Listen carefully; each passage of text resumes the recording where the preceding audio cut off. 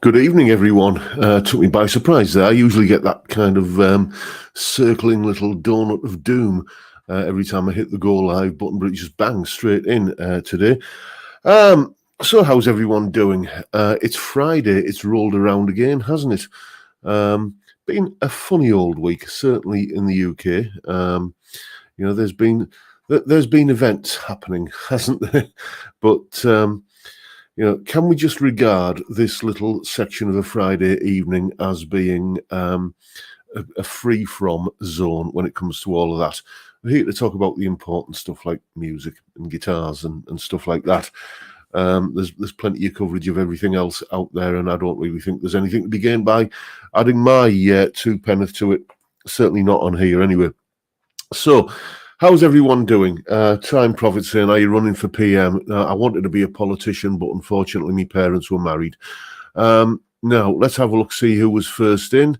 Michael Palmer was first in. How are you, mate? And then we've got Johnny H and Anton and Balder and Jeff C.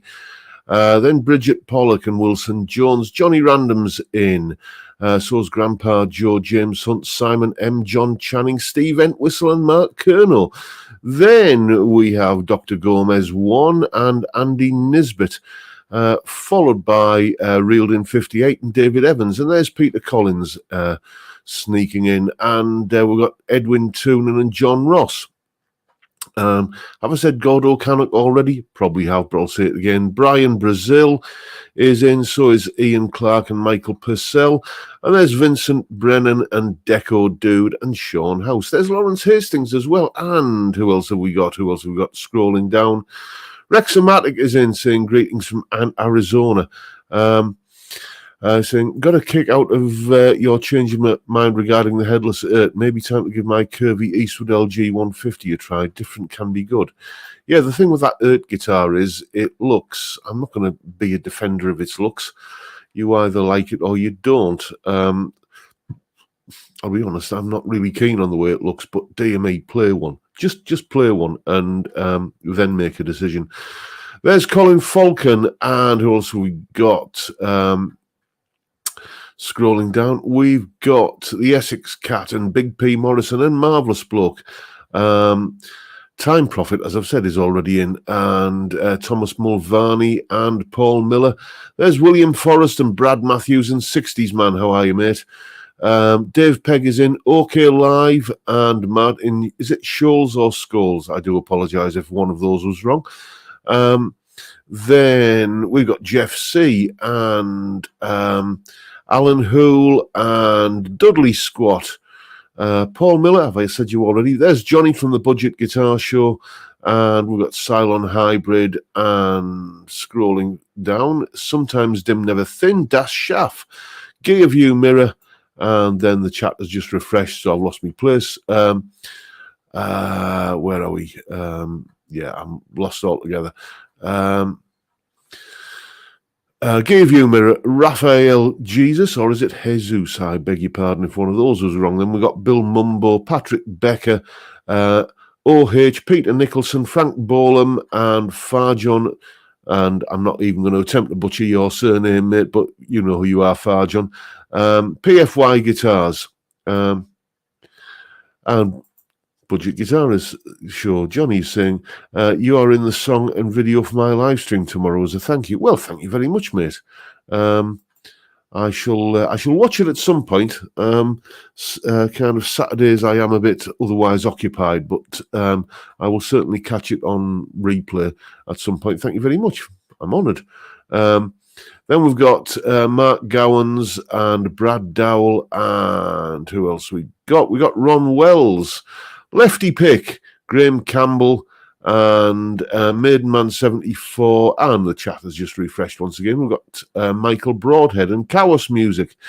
Who else is in? We got Nick Pilson, and I think that's pretty much everybody. If I've missed you out, I do apologise. It has been a bit of a hectic day today here, I must tell you. I'm not going to go into details, but a bit of drama on the home front. Nothing that is too serious in the grand scheme of things. But basically, I normally make a list of the of the stuff that's coming up on the channel in the next 7 days or so, and I haven't had a chance to do that. So I'm scrolling through my YouTube dashboard now so I can keep you fully informed. Here we go. Yes, Sunday we have got the what is it? The Ert headless guitar. We're just talking about that with Rex. The Ert headless guitar full review, and then on Monday a solo analysis. One of my favourite Steely Dan solos. Pretty much, I think whenever I've done a Steely Dan solo, I've always said this is one of my favourite Steely Dan solos because it's very hard to choose between them, frankly. But it's off the first album, one of the best tracks off the first album. So have a think amongst yourselves what that one might be. And it's not Reeling in the Years, I'll give you that. Then on Tuesday, it's a top 5 list again. And basically, I started off doing a video about my 5 favourite YouTube videos of all time. And it started, well, I've got to have that one by Gary Moore. And I've got to have that one by Gary Moore as well. And basically 4 out of the 5 were going to be Gary Moore videos. So I just decided, to hell with it, I'll just do a list of me top 5 favourite Gary Moore videos on YouTube. And then, like, the best of the rest will be coming at a later date. So that's Tuesday's video. A little bit of Gary for you. Then on Wednesday, you know, I'm doing this kind of viewers' questions thing on a Wednesday, where, you know, if you have any questions, feel free to send them along to me, jrguitartuition@gmail.com. That's the email address. You will find the contact form on my website, johnrobsonmusic.co.uk. The link is in the description of all my videos, and it's usually kind of up in the top left-hand corner of the screen when I'm not using the streaming software. So you can get in touch with me via either of those means, or just leave a comment below one of the videos. If you put it in the chat, because I'm sat here blethering away, there's a fair chance I might miss it. So just probably an email is the safest way to make sure I get to see your question. And probably the most requested question I've had over since I've been doing these viewers questions videos is, how do you use a looper pedal? Well, I'll give you my take on how you use a looper pedal, how to layer things, how to put it all together on Wednesday. And there's like a loop that you can learn, and there's tab and all that sort of stuff for the Patreon supporters. Thank you so much. Then Thursday, yes, a certain Mr. Dave Lewis knows what video is going out on Thursday because it's a guitar that he sent me. But basically, there's a guitar unboxing, and it's a type of guitar that I've never owned before. So we shall see what I think of it. And that takes us to Thursday. And after Thursday, we're on the beer again.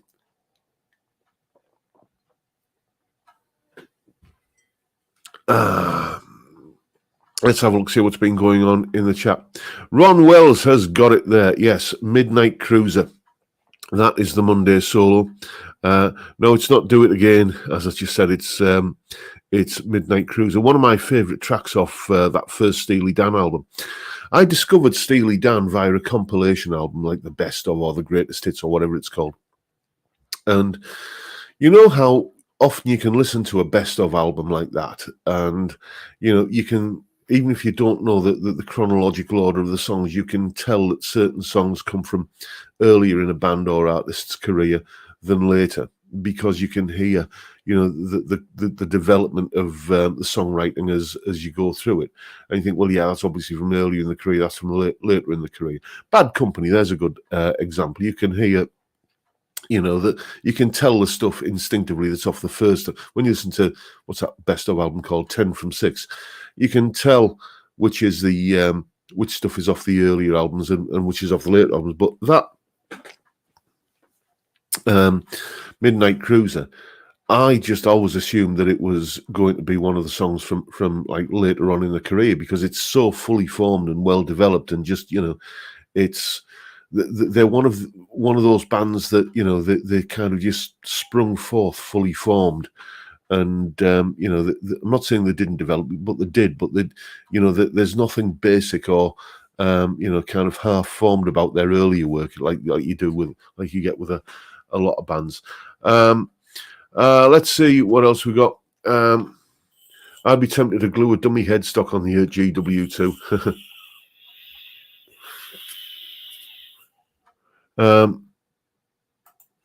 Reeled in 58 is saying, I always miss the first half minute of the stream because I have to watch an ad first. Maybe you should have your own theme tune to get around it or not. Yeah, I think it would just the ads are what pay my mortgage, frankly. So, you know, don't diss the ads.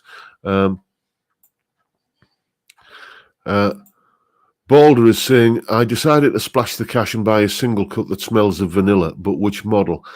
I'm guessing that, well, possibly the Tribute. The only guitar company that I can think of that where the guitars smell of vanilla is obviously Gibson. So did you get a Tribute, mate?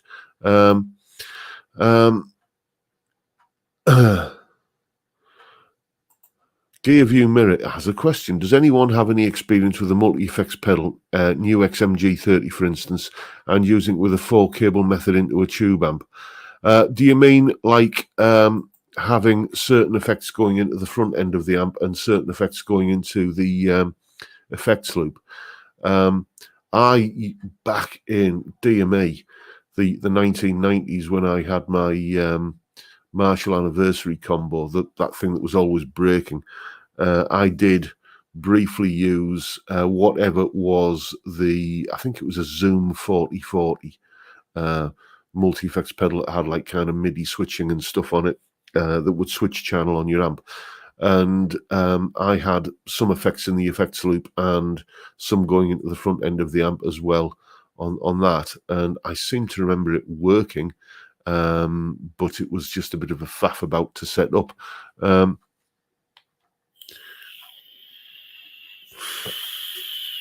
Oh, Les Paul traditional, mate. Good for you. David Evans is saying I stopped using a looper pedal because it tied me in knots. Anyway, there we go. And John Mack is saying there's some good YouTube vids on the 4-cable method. So yes, I just want to say, by the way, that video that I put out about you know, well, let's not mince our words, the appalling customer service I got from Toman over that order that they, you know, just never sent me. You know, I can't believe how many people in the comments section of that video were relaying, you know, similar stories.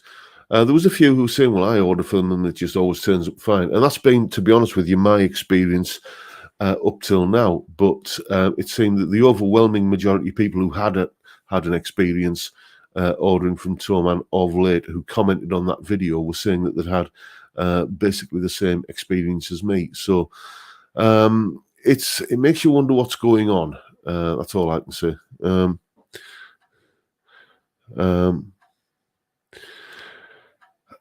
Let's have a look, see what else we got.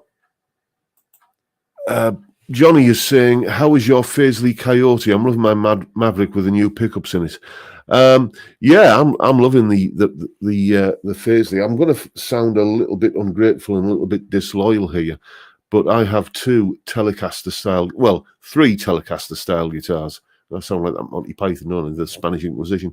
But the 2, I've got the Frankenstein Telecaster back there, but that's just kind of permanently set up for sliding. Oh, and I've got, 4 Telecaster style guitars because I've got the Artist TC59. But the 2 kind of single coil equipped Telecaster guitars I've got are the Faisley Coyote Outlaw Coyote Plus, and you can just see it behind me there on the wall. The Fender Nashville Telecaster. That Fender Nashville Telecaster was a gift from a very good friend, a student of mine, and also a very good friend in the States called Joe, and I will treasure that guitar. But for some reason, whenever I decide I want to have something Telecastery on a recording, then it's the Faisley I always seem to find myself reaching for. It's just got the Fender. The Fender is a beautiful guitar. I won't have a word said against it.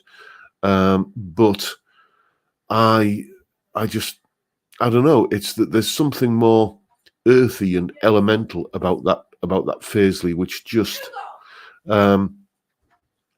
is,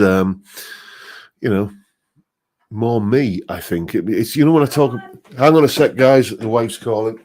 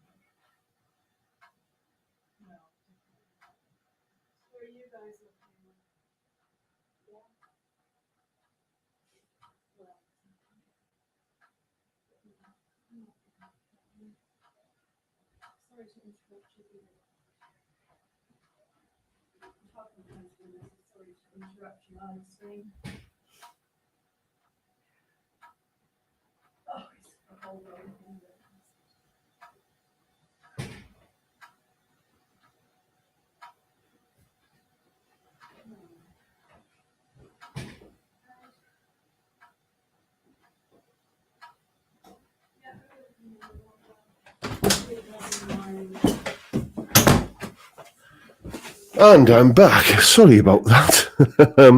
A puppy crisis. Let's just leave it at that. Yes, Danny Hancock is saying bad dog. It was indeed the dog. He's he's figured out how to open the bathroom door, and there was just a carnage of toilet roll all up and down the stairs, which, whenever he does that, it's, will you come and sort your dog out? So apparently he's my dog. There you go. Let's see what else. Yes, we were talking about the Faisley Outlaw Coyote Plus. Lovely guitar, love it to bits. I think they're going to be a brand to watch. I really do. Let's have a look.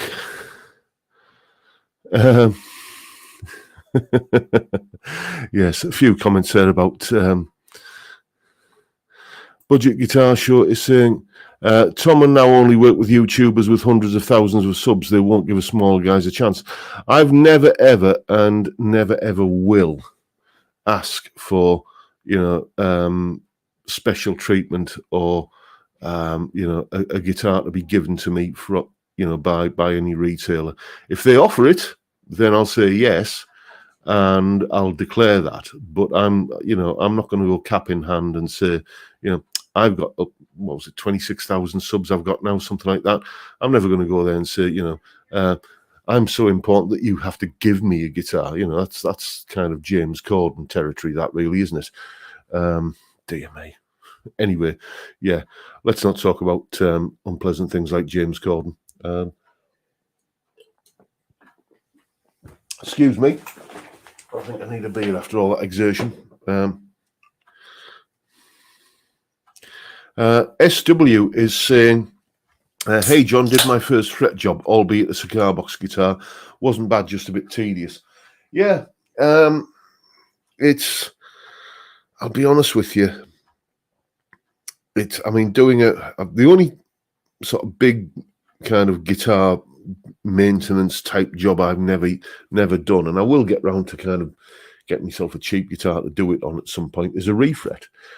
But, level, crown and polish, it's pretty straightforward to do. You have to be something of a bit of a spanner to mess it up, as long as because how many tutorials are there out there?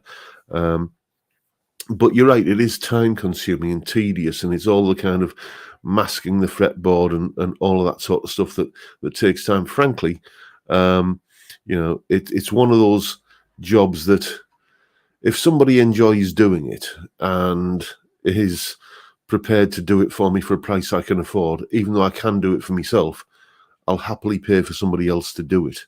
Do you know what I mean? Somebody's saying, Dave Lewis is saying, just noticed your head gash. Was it Dougal? No, it was a new razor blade, mate. Not my usual brand. And, anyway, you know what it's like with a new razor. And David Evans is saying, have you heard that Harley Benton guitars are getting bad in quality, as I've seen a couple of bad reviews recently? The last brand new Harley Benton guitar I tried was one of those relatively new Telecaster style guitars. Was it the TE62 or something like that I ordered for a student of mine called Tim, and that was a really nice guitar. I don't want to give you any spoiler alerts, but there is a not entirely positive review of a Harley Benton guitar coming up soon on the channel. But it's not one that I ordered from Toman. It's one that's been sent to me, and that somebody, well, Dave Lewis, basically sent me it. You know, it's without wishing to sound ungrateful. It's because Dave knows what's in the video. It's, you know, it wasn't a guitar that I connected with particularly. So let's leave it at that. But you know. And Budget Guitar Show is saying Harley Benton are concentrating on their higher priced items now. To be fair, that's something that you know, budget guitar companies have done in the past. And budget guitar brands seem to have done one of two things. I mean, a case in point is Aria Pro 2 guitars. I remember when they sort of first came on the scene, they were a nice guitar, and then suddenly you had Andy Summers posing with one in a photograph in Ralph Denier's The Guitar Handbook, and suddenly it was like, okay, that give you permission to, you know, kind of choose an Aria Pro 2 over a Fender or a Gibson or something. You know, so Aria Pro 2 guitars for like that period in the mid 80s or thereabouts were really good guitars, and then they just started letting the quality slip, and it slid down, and they became, you know, I can't remember the last time I saw any, like on a website or anything, Aria Pro 2 as a brand that I don't even know if they're still going. They did branch off into like a brand called Legend at one point, I believe. So in some cases, like the brand will become, the quality will start to kind of fall away, and in other cases, you know, what was a budget brand will start to become something more of an aspirational brand. A good case in point for that is Epiphone. You know, Epiphone now, you can pay almost as much for an Epiphone Les Paul as you can for a Gibson Les Paul. There's not a lot of difference between like one of the top end of that Epiphone inspired by Gibson kind of price bracket and like the bottom end of like my Les Paul, me Les Paul Tribute. At some point, no doubt, the itch will have to be scratched, and I'll get one of those top end Epiphones to do a comparison against my sort of bottom end Gibson, and we'll see how they compare. I know the people have done that video before, but the thing is, I haven't, and it's curiosity that I want to satisfy. But you know, it's curious how, you know, once upon a time Epiphone were a sort of just a budget conscious brand, and I think in a certain way Squier are going a bit like that as well.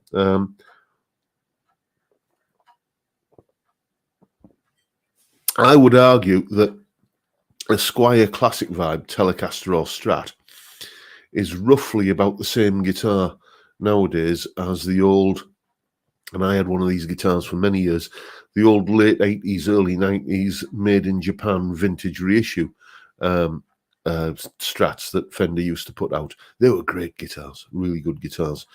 You know, and years ago, a bass player I was in a band with made a comment. He says, have you ever noticed, and this was going back to the 90s, so, but it's still true today, if you've got 400 quid in your pocket, you can always go out and buy a Fender Stratocaster of some description. Nowadays, it'll be a Squier. Now, so, you know, it'll be a Squier Classic Vibe. One time, it would have been one of the Made in Mexico Standard series. Before that, it would have been one of the Made in Japan vintage reissues. There's always been a Fender Stratocaster style guitar, albeit these days branded as a Squier, at the 400 quid price bracket. But you start to see Squire's kind of creeping up, as I say, into the territory that used to be where you'd find a Fender. And I think what's happening is that brands like Fender, but brands like Squire and Epiphone, and to an extent the PRS SE guitars as well, they're becoming an aspirational kind of brand in their own right. They're no longer seen as the kind of the cheap one, the one that you buy if you can't afford the full fat made in the USA one. So that's just my thoughts anyway. Anyway, I've been blethering a while there. Let's see what's been going on in the chat. Oh, I see we've got 211 in.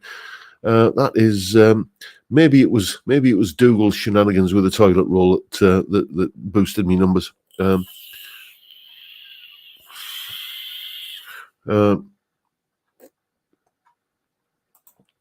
David Evans is saying maybe we're talking about Harley Benton guitars here. Maybe they become really popular, so the quality is slipping to get them out quick. It wouldn't be the first time that's something like that has happened, is it? Would it?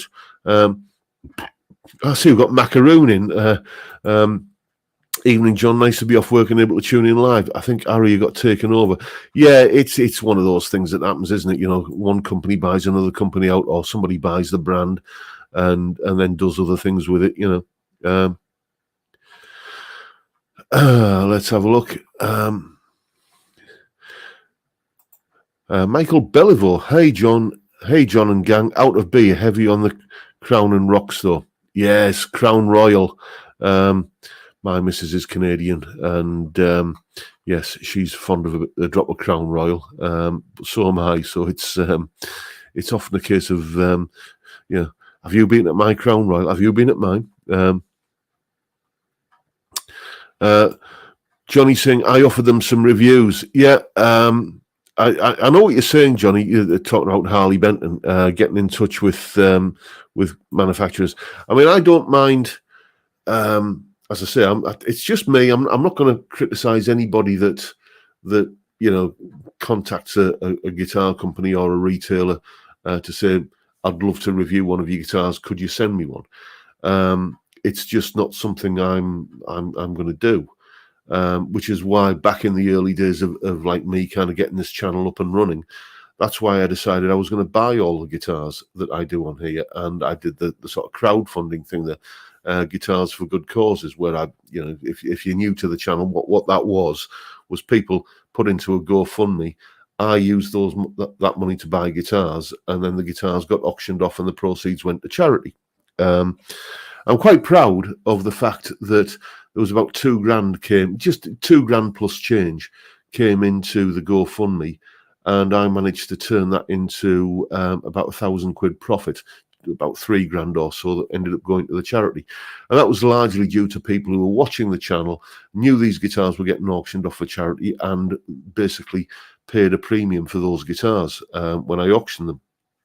And I stopped doing that because I could tell there was a little bit of, what's it called, compassion fatigue setting in, where the donations to the GoFundMe weren't coming in quite as much as often, and the guitars were taking longer to sell and fetching less money. So I thought, I don't want to be losing the charity money, so I ended up winding it up.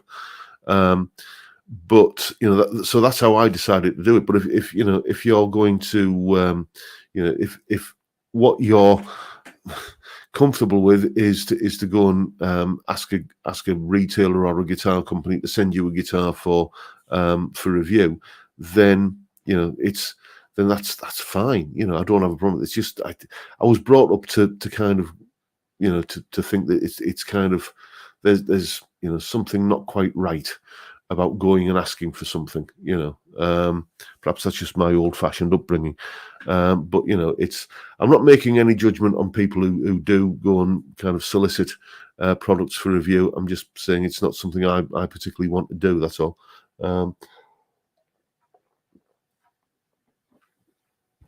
But anyway, Johnny, I think I think it's pretty obvious that you have a fairly good relationship with Bax Music and Faisley, and I think they are, as I said, they are a brand to watch. I mean, let's grab it here.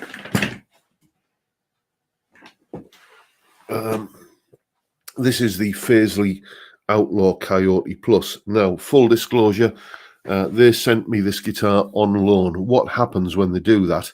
And there's another one just turned up. There's going to be an unboxing video I've got to do with that very soon. What happens is they basically send me the guitar, and as long as I return it within a certain amount of time, I don't get invoiced for it. Now, this one was sent to me under that sort of agreement. You know, here's your guitar, send it back within, I think, 30 days, and you know, you don't have to pay for it. They sent me this under that agreement, and I liked it so much that I contacted them and said, you're not getting this one back. Send me a bill. I want to pay for this one. I offered to pay full retail price for it. And then they sort of said, we like what you do. Keep the guitar. It's, you know, with our compliments. I didn't ask them for that. That was just purely unsolicited from them. And, you know, it's certainly, they told me that after I'd made the review. Okay, so, you know, it's not, they didn't influence me in any way. But as I say, this guitar, anytime I want something that is good, grunty, down-to-earth, gritty, kind of ballsy Telecaster kind of tones, then this is the guitar I tend to pick up. The Nashville Telecaster that you can see back there on the wall, let me go and grab it. This one, which was, as I say, a gift from a very good friend of mine. It's since, because it's one of my guitars, had a tortoiseshell scratch plate. And I've also done the Gilmore mod on it there. I did a video on that a while ago. This guitar is the one I tend to reach for when I want a Strat sound, because it's got the middle pickup. And this is probably, I think of this as the best Strat, best traditional Strat that I've ever had. When I say traditional, I mean with a single coil in the bridge pickup. A normal Strat style guitar with a single coil back here, I never really get on with, which is why I have the Sire Larry Carlton S7 back there with a humbucker in the back end. But when I want old school Strat sounds, this is the guitar I tend to pick up, and dear me, it does a fantastic job of it. But for Telecaster shenanigans, it's this one. Love this guitar. And you know, what have I done? I put Tone Rider pickups in it. There's nothing wrong with the original pickups that come in it. They are a well-known brand of pickups that come in these guitars. I'm not allowed to tell you who they are, but it might rhyme with Milkinson, just saying. But I took those pickups out and put Tone Rider pickups in. It's now got locking tuners, because I was always skeptical about locking tuners, you know, for the longest time. But they're no quicker, I don't think, to do string changes with, and I don't think they improve tuning stability. So, but they are just easier. They're less of a faff to kind of change strings on. And for, I think these are about 150 quid, just as they come. They're a fantastic, fantastic guitar. I mean, roasted maple neck, ash body, and it's not a bad weight either. It's not like the frankly the Artist TC59 that's in the corner there, which I'm too lazy to go and get. That's a beautiful kind of twin humbucker Telecaster, beautiful guitar. Fine if you play sitting down, but dear me, you wouldn't want to stand with it on a strap for a couple of hours worth of gigging. It's quite the boat anchor. Pablo Hank is saying Faisley versus Sire, which is best? Now then, I'd have to say probably Sire. I've not yet played the Sire T7 guitar.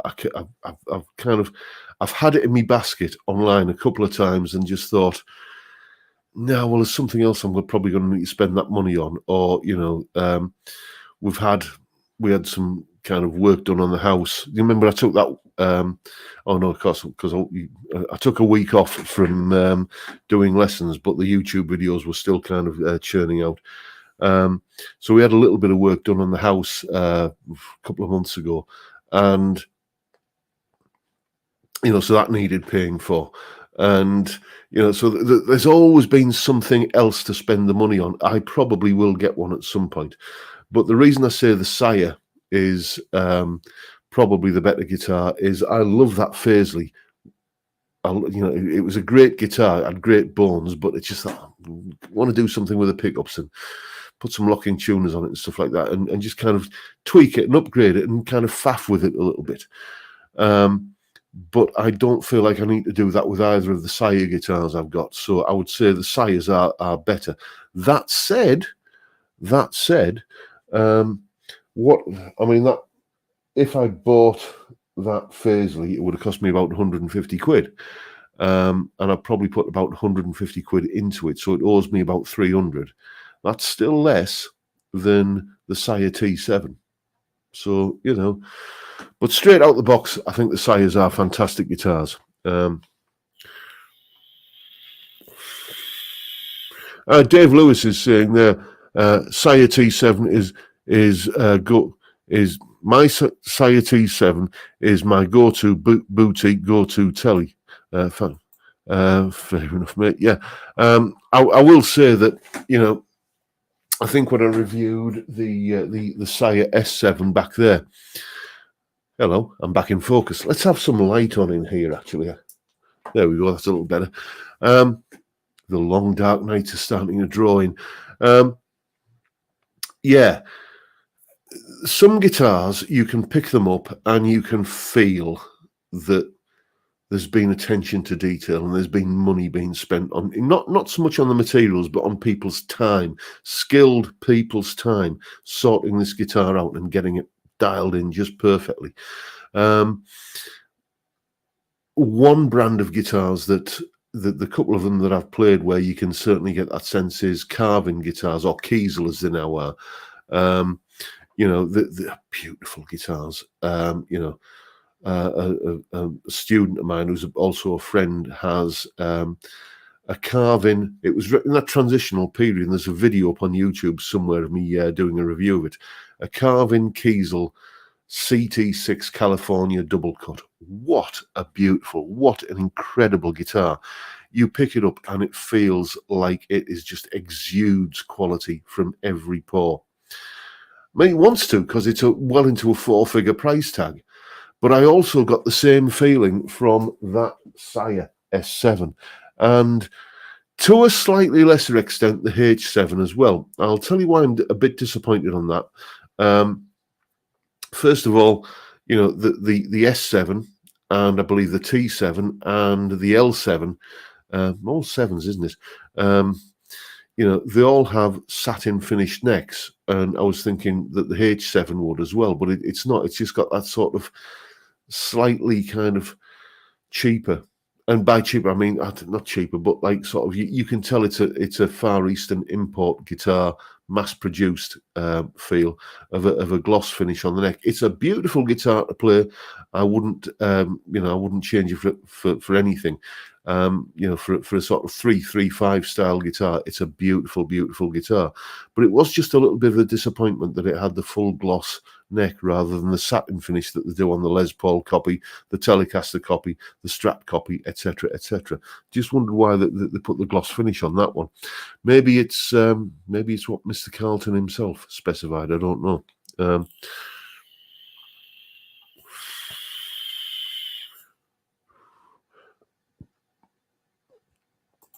DJW saying bought an early 80s Tokai Strat, 300 quid. Frets were worn out and the pickups and electrics were poor. Swapped the lot plus tuners and trem. Wasn't a cheap fix, but my go-to guitar. Yeah. I'll tell you, talking about Tokai guitars, have you seen that 5 Watt World video on the guitars of Stevie Ray Vaughan? I learned a lot from that. Because I thought that Stevie had his main guitar, the one that the Fender signature model is based upon, plus a couple of others that I've sort of vaguely knew about. But I never knew that he played Tokai guitars or even had an endorsement deal with them at one point. I just didn't know that. And that sort of, let's be honest here, that pretty kind of dodgy picture on the cover of the Texas Flood album. That's not a great piece of art, is it? Really? It's anyway, or is it just me? Anyway, but the guitar he's holding there on that iconic album cover, even with the dodgy art, is apparently a Tokai. I didn't know that. So you live and learn. Every day's a school day. Let's have a look.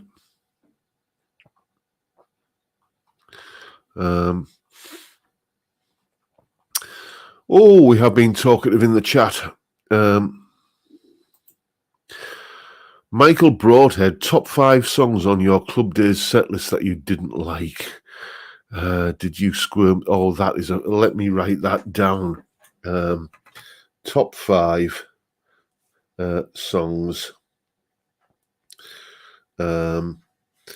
I hated in club bands. Oh yes, that might even be a 2-part video.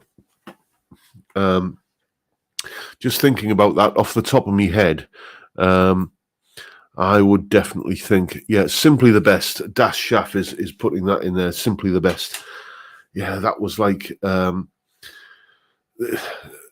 I remember one club that we played that might have been and anybody who is familiar with the Teesside working men's club scene will wince when I say this particular venue's name. The Turford Avenue Social Club in Brambles Farm in Middlesbrough. Dear me, yes. What a venue. Back in the day, you had to get all of your gear up a rickety outdoor fire escape that wasn't fixed to the wall, and it was rusty and rickety and rattling and everything. So that was you were kind of risking your life just loading the gear in and out. But there was a notice in the dressing room there, I seem to remember, that there was a list of songs that you weren't allowed to play, and one of them was Simply the Best, because the natives got a little bit restless if you went into that, and it was always like, there was always breakages, there were the glasses flying, and oh dear me. It was, or another one was the Acklam Garden City Club. I should do another video about my days in Clubland, shouldn't I? I did a few videos on this back in about, I think, 2017, when I had like about 50 subscribers. I should really kind of do another kind of Tales from Clubland. That would be, because there are some stories. There were some characters on that circuit. Again, Teesside viewers, people from this neck of the woods will remember a legend of this part of the world, Mick Kemp, the drummer. Dear me, yes, he was quite the character. The only problem is that any video I put up featuring, things that Mick Kemp would have said would immediately get my channel demonetized. He was of a different age, and his language could be somewhat colourful. But we shall. Maybe I might do that as a private video on Patreon or something. We shall see.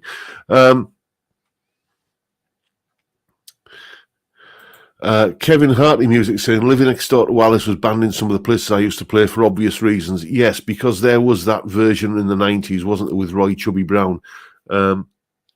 Dash Shaff is saying, I used to like playing at Brambles Farm. Yeah, they were a good crowd. They were very enthusiastic, I seem to remember. But it could get, you always got the feeling, I think it was at Brambles Farm Club, where you got the feeling that things were teetering on a little bit of a knife edge, and it would only take one wrong look or one wrong comment from the wrong person for it to erupt like Keystone Cops.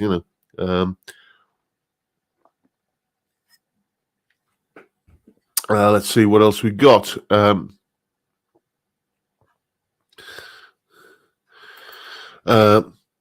Bruce Rivlinsky is saying, simply the best. Haha, you never seem to hear function bands playing Steamy Windows, written by the great Tony Joe White. Yes, Pork Salad Annie, Tony Joe White. But Tina's version is absolutely wicked. I agree with you on that, mate. Thought your most hated was Achy Breaky Heart. Yes, yeah, that bloody song followed me. I was in a top 40 kind of covers band, and we did Achy Breaky Heart. And then I kind of left that band to join a bit more of a kind of rock band. Say rock band. It was pop rock. It was, people have this image of like the 90s. Suddenly there was this kind of cut-off point at, kind of January the 1st, 1990, where suddenly hair metal was gone. It wasn't. It lasted well into the 90s. Grunge gradually sort of took over from it. But, there's still early 90s, kind of 93, 94, there was still a lot of hair metal around. And so that was the kind of band I was in at that sort of time. Def Leppard, Bryan Adams, Bon Jovi, etc., etc. And because Achy Breaky Heart had like that kind of strong guitar riff on it, and it was only two chords in the song, it's an easy sort of crowd pleaser to throw in the set. So I joined that band, and they were doing Achy Breaky Heart. And then, there was the musically that band was great, but there was band politics and personality kind of things were going on, and I wasn't really happy there. So I jumped ship and joined a country band. And again, they were playing Achy Breaky Heart. It was just like that song followed me from band to band on 3 transitions. DJW, I won't have a word said about that. Hard to Handle by the Black Crowes. Yeah, I used to play that in me. Back when I used to gig, I used to have like a kind of a working band, where that was where I was earning money. That was like the functions bands and that sort of stuff, and the club bands and stuff. But I also used to have like kind of a hobby band where we'd do blues and kind of rock and roll and that sort of stuff. And that was on the set list in that band for a good wee while. I quite enjoyed playing that, to be honest with you. A good reimagining of a song. It's like, when you do a cover version, make it your own. And I think the Black Crowes did very much make that song their own. It follows the same blueprint as the Otis Redding version, but it's it's just different enough to make it unique and their own.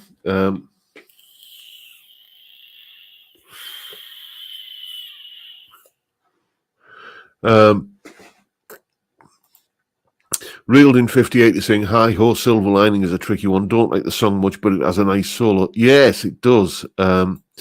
And one of my favourite versions of that was on the Jools Holland Hootenanny a good few years ago. Gosh, it's got to be about 15 years ago now. Jeff Beck was on there, and he did like a bunch of his kind of more, like, I think he did Goodbye Pork Pie Hat, his version of that, and he did like a few things from, kind of the Blow by Blow and Wired and Truth albums and stuff, and Beckola and stuff. And just as an encore, he came out with a Jools Holland Rhythm and Blues Orchestra and did Hi Ho Silver Lining, and you could tell it was through gritted teeth. It was like they'd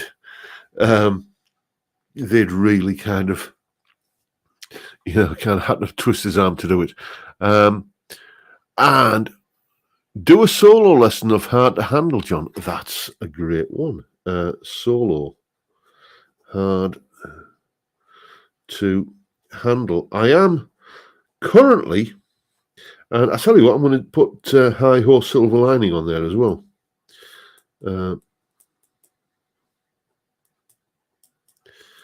always looking around for solos to do or different solos to do, because it could quite easily become, my channel could quite easily become the Eric Clapton, Gary Moore, Mark Knopfler, David Gilmour show. Do you know what I'm saying? I'm always thinking, I have got a David Gilmour solo coming up, but I'm saving that for Christmas. The last Gilmour solo I did was the solo from Money, and that was back in May. So I'm thinking, yeah, if I leave it till Christmas, that's long enough.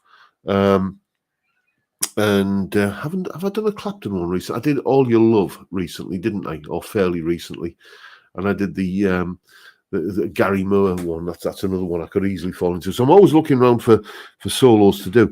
I am currently in the process of doing something that I don't usually like to do, which is doing a second video on the same solo.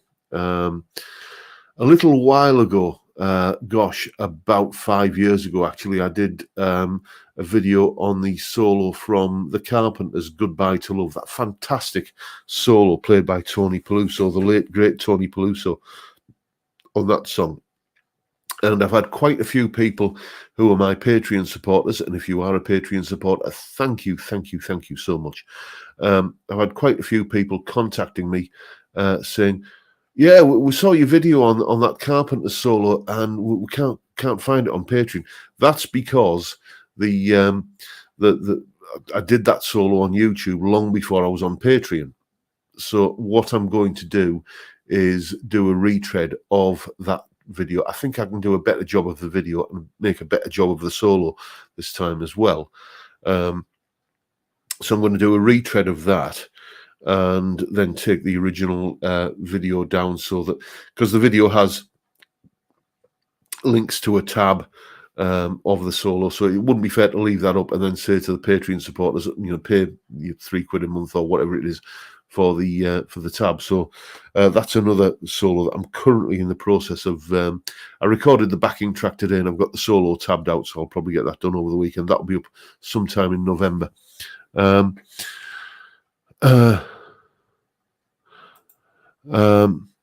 What about the solo from Drift Away? Reggie Young Was the King. Are we talking about Dobie Gray's Drift Away? Does that have a guitar solo in it, or are we thinking about a different song? Dog Eat Dog says,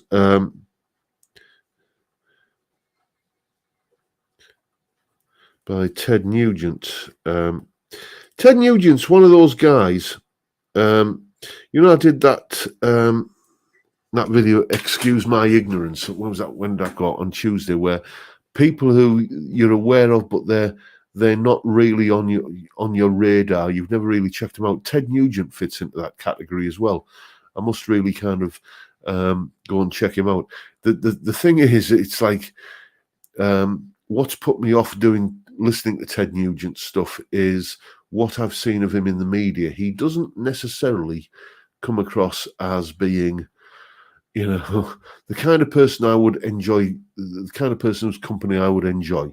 Let's put it like that and leave it at that.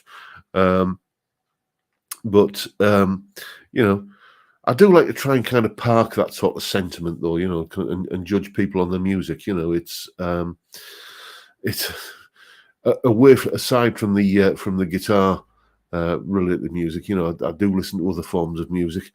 I've started getting into a little bit of classical, and I've got to tell you, I do have a little bit of a soft spot for Wagner, and he was a completely odious creature, wasn't he? He was. Let's say he had views that weren't exactly, kind of on trend at the moment. Colin Falcon. No doubt Ted Nugent is a bell end. Well, you put it a lot less diplomatically than I did, but thank you for taking the words out of my brain and putting them onto the live stream, because yeah, he is, frankly.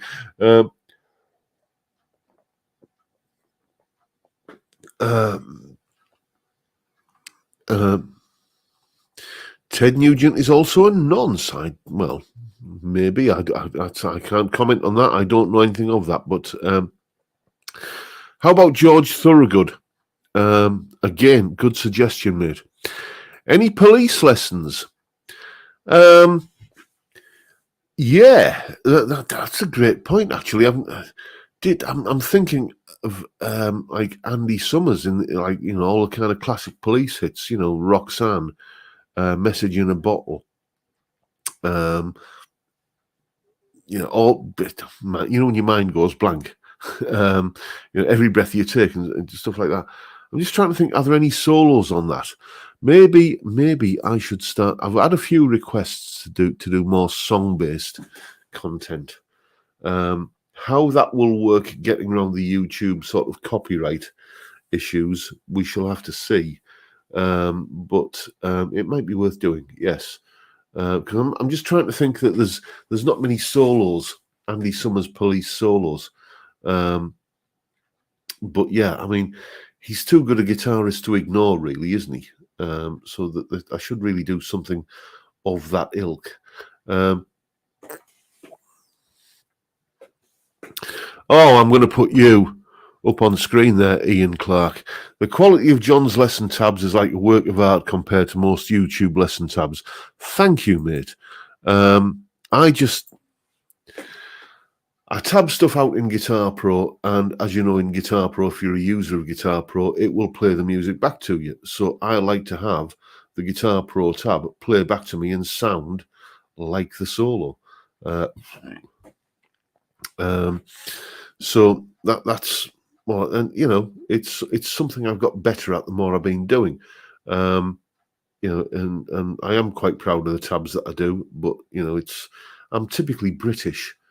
So I don't like to kind of shout about what I'm proud of about what I do. It's just like, well, there it is. Yeah, you know, it's just anyway.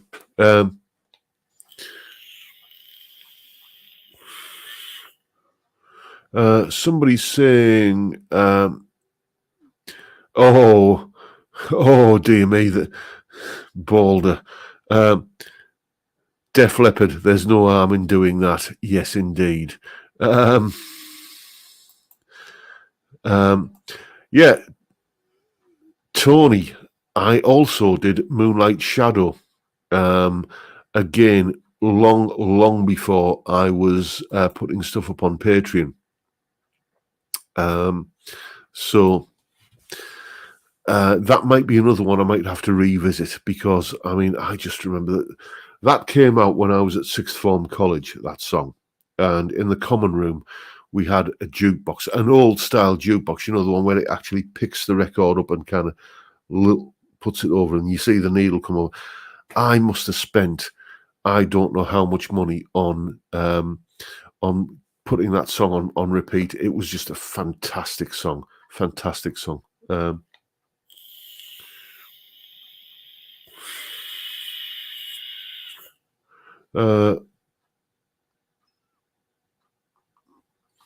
Let's have a look. What about Little Feet? Yeah, Lowell George. Now I'll have to dust off my slide chops for that, won't I? I mean, I have played a bit of slide in a few videos recently. There's another slide video coming up, sort of slide solo analysis by a certain Mr. Harrison George. One of his slide solos that I've got queued up and ready to go up at some point. So yeah, but Lowell George, I mean, I'm going to have to take a brave pill to do something like that, really, aren't I?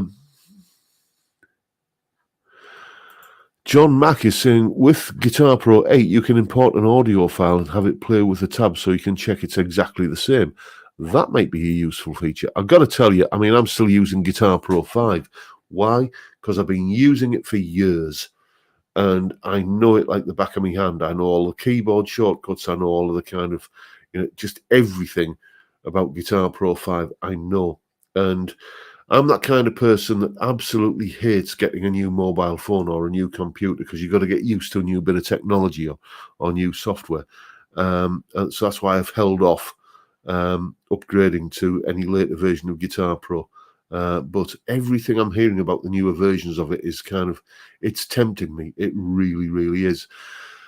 And that, chaps, it takes us to 59 minutes and counting in. And I've got to tell you that apart from anything else, what goes in has to come out at some point. I think you know what I'm saying. So I'm going to wind things up there. Thank you once again, all 200 odd of you who've turned up to watch a fat bald bloke with bad lighting talk rubbish for an hour and drink beer on YouTube. I'll keep on doing it till you're sick of me. But for now, time, gentlemen, please.